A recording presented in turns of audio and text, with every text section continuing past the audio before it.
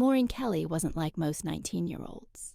She was free-spirited, curious, deeply connected to nature. People who knew her say she had a wild streak, but not in a reckless way. In a way that made her feel untouchable, alive, until the day she vanished. It was June 9th, 2013. Maureen was camping with friends in the Gifford Pinchot National Forest, a vast, rugged, and often unforgiving wilderness in Washington state. The plan was simple: hang out, enjoy nature, and unplug. But by nightfall, that plan would unravel into one of the strangest disappearances in recent memory. At around 5 p.m., Maureen told the group she was going on a spiritual quest. Nothing unusual, she was known for doing things like this. But then came the shock. She left everything behind. Her shoes, her phone, her wallet, even her clothing, except for a fanny pack that reportedly held a knife, some matches, and possibly a compass. She walked into the forest completely barefoot and nearly nude, as the sun began to sink behind the treetops. At first, her friends weren't worried. This was just Maureen being Maureen. Maybe she'd be gone for an hour, 2 tops. But as the forest grew darker and the night colder, that playful mystique turned into quiet panic. They reported her missing later that night. Search and rescue teams responded immediately. For days, they combed the forest, on foot, on horseback, with dogs, helicopters, and thermal imaging. But there was no sign of Maureen.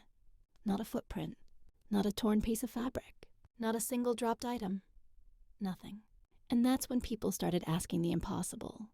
How does a person walk barefoot into dense wilderness and leave absolutely no trace? Some believe she succumbed to the elements, exposure. Maybe she got lost, injured, and didn't survive the night. But others point out that experienced trackers couldn't find even the faintest trail. No scent trail for the dogs, no bent twigs, no disturbed moss. It was as if she had evaporated into the trees. That's when the theories began. Some say Maureen planned her disappearance, that she wanted to abandon the world and vanish off-grid. Maybe she had help. Maybe someone was waiting for her deeper in the woods. Others claim something darker happened, that she crossed paths with someone who didn't want to be found. Or worse, someone who didn't want her to be. But here's the haunting part. The Gifford Pinchot Forest has a history. Over the decades, people have vanished there.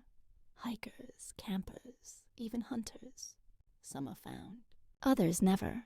To this day, not a single piece of Maureen Kelly's clothing, not her fanny pack, not a strand of hair has ever been recovered. No bones, no belongings, no clues. And over 10 years later, the forest still holds its silence. How do you vanish without a trace barefoot, with no supplies from just a few hundred feet outside your own campsite? Unless, of course, someone helped you disappear. Or something else was waiting in those woods.